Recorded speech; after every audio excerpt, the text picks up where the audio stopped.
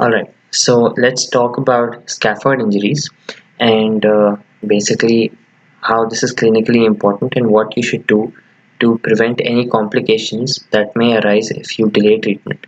Okay, so basically your scaphoid bone is one of your carpal bones or wrist bones that is present under the second metacarpal, that is the metacarpal that joins the index finger to the carpal bones, and it's basically a boat shaped like bone. Alright, and you can see in this diagram over here, you can see that it's going to have what you say, it's basically going to have your distal pole over here, right? You have a distal pole over here, and then you also have a proximal pole over here.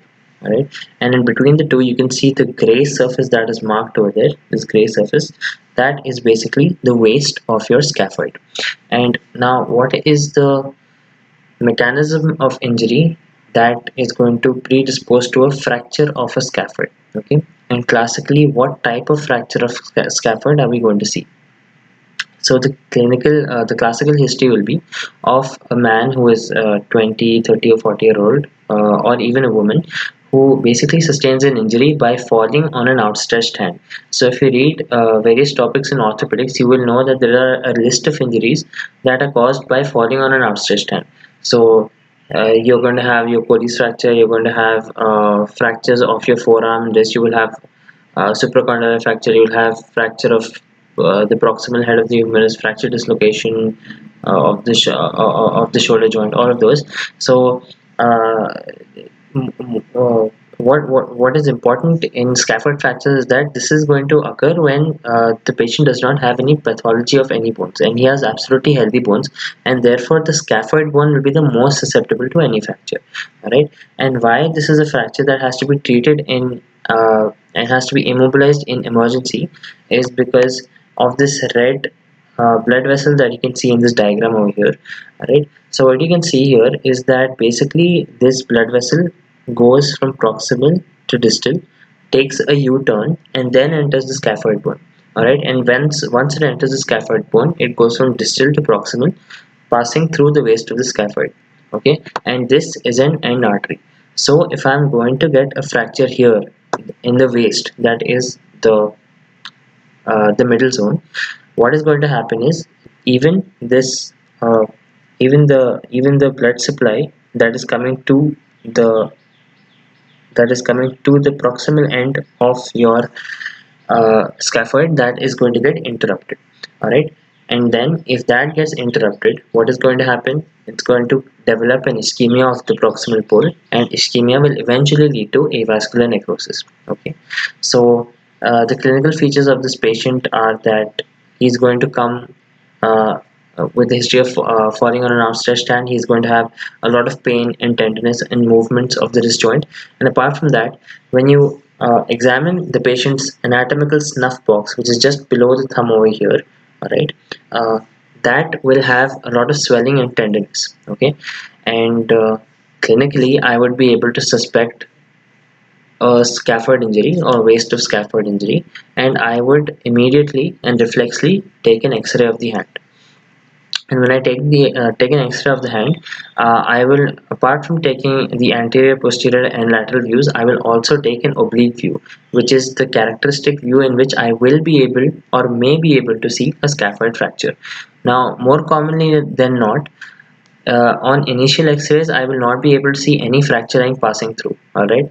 So in older days, what they would do is they would say, all right, if I have a clinical suspicion, I'm just going to, put this patient, put a scaphoid cast for this patient, and then call this patient 2 weeks later, and then get a repeat X-ray for him, and then I would be able to visualize the fracture line. But nowadays, what they're doing is they're immediately taking a CT scan or an MRI, which will distinctly show you whether or not there is a fracture present.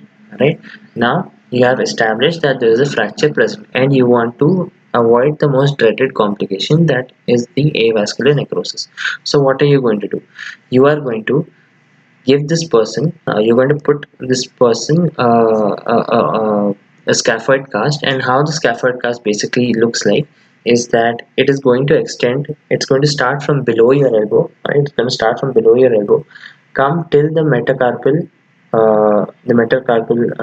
bones, and it's also going to involve the thumb, but only up till the interphalangeal joint of the thumb, so that you can maintain this flexion of the distal at the distal interphalangeal at the phalangeal joint of the thumb.